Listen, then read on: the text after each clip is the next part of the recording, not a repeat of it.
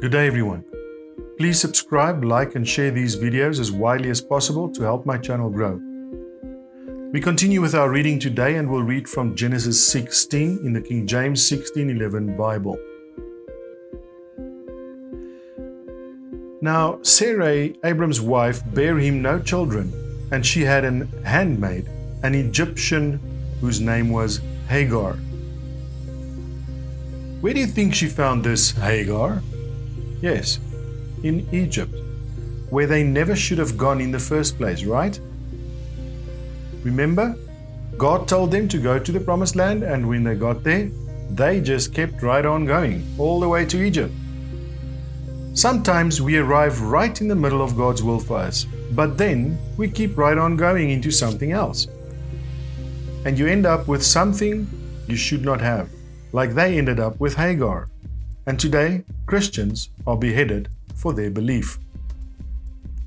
Verse 2, And Sarai said unto Abram, Behold now, the Lord hath restrained me from bearing.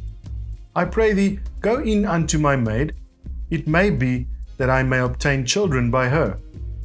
And Abram hearkened to the voice of Sarai. It may seem strange to us today, but back then it was common practice to have children by your servant if your wife is barren, with her consent, of course. Verse 3, And Sarai, Abram's wife, took Hagar, her maid, the Egyptian, after Abram had dwelt 10 years in the land of Canaan, and gave her to her husband, Abram, to be his wife. Remember that God promised them children like the stars and the sand. And here they are, 10 years on and still no kids. So they got impatient. We do the same sometimes, don't we? God promised us something and then it does not happen fast enough. And then we take matters in our own hands, right? So Sarai told her husband that she is too old and will not be able to have kids anymore, and told Abram that he should have a child by her servant. Verse 4, And he went in unto Hagar, and she conceived. And when she saw that she had conceived, her mistress was despised in her eyes. Sometimes something happens that changes our attitude. They obviously had no issues with the servant girl until she realized that she will be bearing Abram's child. Her attitude changed to the point where she despised her mistress. And Sarai said unto Abram, My wrong be upon thee. I've given my maid unto thy bosom, and when she saw that she had conceived, I was despised in her eyes. The Lord judge between me and thee. Sarai is saying to Abram, Sorry, I shouldn't have done this. A little too late, right? But this attitude adjustment can be seen in many places in the Bible. It happened with Michal, Saul's daughter. If you read 1 Samuel chapter 18, you will find that Michal loved David, even though Saul wanted to kill David through sending him to fight the Philistines as dowry for her. She even rescued him one time when Saul sent men to kill him in bed by letting him down the wall. So, while David is now gone, Saul gave Michal to another man as wife in 1 Samuel 25 verse 44. Later in 2 Samuel, David is now king. He was making a deal with someone and insisted that as part of the deal he gets his wife Michal back. So, something must have happened to change her attitude, because when David brought back the ark, she looked at him dancing in front of it and despised him. Saul himself started out as a humble person, but as soon as he became king, the attitude changed, didn't it? Back to Genesis 16, verse 6. But Abram said unto Sarai, Behold, my maid is in thy hand. Do to her as it pleaseth thee. And when Sarai dealt hardly with her, she fled from her face. And the angel of the Lord found her by a fountain of water in the wilderness, by the fountain in the way to Shur. And he said, Hagar, Sarai's maid, whence camest thou, and whither wilt thou go?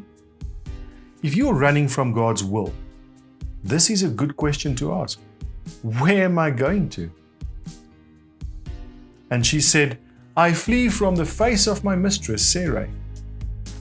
And the angel of the Lord said unto her, Return to thy mistress and submit thyself under her hands. First thing the Lord did, or the Lord told Hagar, is to go home, to submit herself to her mistress. See, there's a command chain, a chain of command. It's just like in the military. The soldier obeyed the corporal obeyed the sergeant obeyed the staff sergeant, and so it goes on and on. God also installed chain of command in our family structures. In Genesis 3 verse 16, part of Eve's curse was that her husband shall rule over her. Adam's curse was that he had to work for a living. In Ephesians 5 verse 22 to 24 clearly states that wives should submit to their husbands and that the husband is the head of the wife. Now, it is not the husband's job to make the wife do this. It is her job to submit. See, it is not submission if it is forced, okay?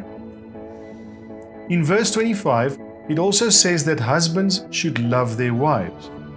Husbands, you are commanded by God to love your wives, all right? Colossians 3, similar story. Wives, submit to your husbands. Husbands, love your wives and be not bitter against them. Children, obey your parents. Fathers, provoke not your children to anger. Servants, obey your masters. Masters, give your servants what is just and equal. Again, in 1 Peter 3, wives, be in subjection to your husbands, just as they did in the old times, just as Sarai did unto Abram. Back to Genesis 16, verse 10. And the angel of the Lord said unto her, I will multiply thy seed exceedingly, that it shall not be numbered for multitude. And the angel of the Lord said unto her, Behold, thou art with fetus. No. Even unborn, it is still a child, okay? Abortion is murder, plain and simple. But that is a topic for a different discussion. Thou art with child, and shalt bear a son, and shalt call his name Ishmael, because the Lord hath heard thy affliction. And he will be a wild man. His hand will be against every man, and every man's hand against him. And he shall dwell in the presence of all his brethren. He will be a wild man. Then we read in Psalms 83, verse 2 to 6, For lo, thine enemies make a tumult, and they that hate thee have lifted up the head. They have taken crafty counsel against thy people, that would be the Israelites, and consulted against thy hidden ones. They have said, Come, and let us cut them off from being a nation, that the name of Israel may be no more in remembrance. In other words, let's wipe out the Israelites. For they have consulted together with one consent. They are confederate against thee. So who's one of these groups doing this? Well, verse 6 says, the tabernacles of Edom and the Ishmaelites of Moab and the Hagarenes. There has been a hatred now for over 4,000 years between the children of Ishmael and the children of Isaac. And his hand will be against every man. They just love to fight. A wild man. Who is currently fighting against the whole world? All the Arab nations that are Muslim, right? From Turkey through Saudi Arabia down halfway through Africa. Verse 13. And she called the name of the Lord that spake unto her, Thou God seest me. For she said, I have also here looked after him that seeth me.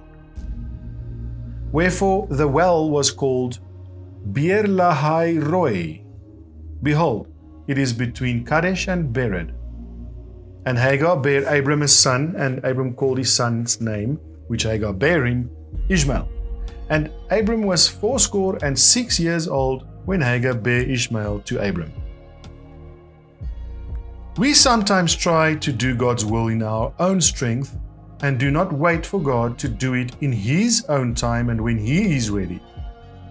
He can do much better and in a much shorter time than you can with all your effort.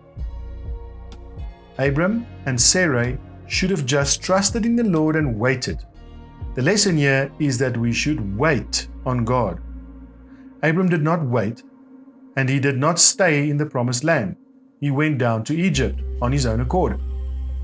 Here they picked up Hagar, a servant girl to Sarai. Then Sarai did not wait for God to fulfill His promise and used Hagar to give Abram a child. Fast forward about 4,000 years, and the wild man that will fight with every man is giving this world the biggest problems it ever had. So, by not waiting on God, you are sinning in a big way.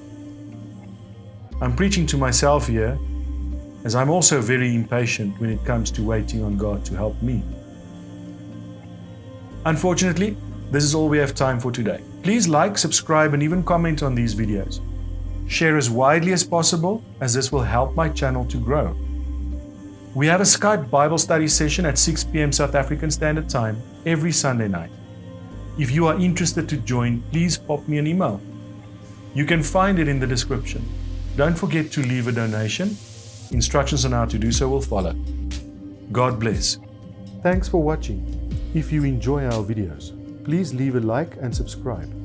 Don't forget to click the bell icon to be notified of our next video. You can help us create better videos by leaving a donation on Patreon. The link is in the description. Thank you. We hope to see you next time.